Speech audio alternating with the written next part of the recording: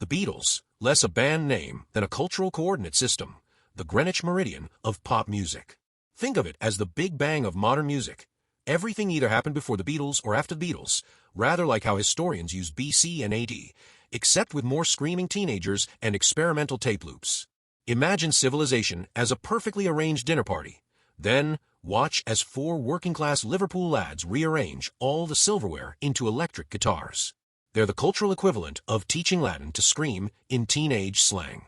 In modern parlance, it's less about the music and more about the moment when society realized its tie was too tight. The term has become shorthand for acceptable rebellion, revolution you can bring home to mother, provided mother is ready to have her mind quietly blown.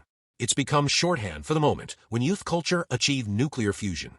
When people invoke the Beatles, now they're really talking about the art of turning disruption into tradition. They're invoking an entire parallel calendar system where, before Rubber Soul and after Sgt. Pepper, are legitimate temporal markers.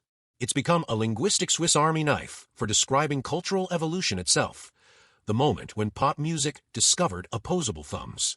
It's the sonic equivalent of graffiti being hung in museums or street slang making its way into Oxford dictionaries. They didn't break the rules so much as they convinced the rules to break themselves. Rather like watching a proper English tea ceremony suddenly transform into a rock concert and somehow keeping all the cups and saucers intact. The term functions as a sort of cultural carbon dating system. Want to know how revolutionary any given musical movement is? Simply measure its distance from the Beatles in cultural light years. It's rather like having Einstein's theory of relativity, but with better haircuts. Rather like watching civilization itself learn to play the guitar in reverse, starting with Revolution 9 and somehow ending up at Love Me Do. What musical revolution is this, where four Liverpool lads changed popular culture forever? From cavern club to rooftop farewell, through psychedelia and studio innovation.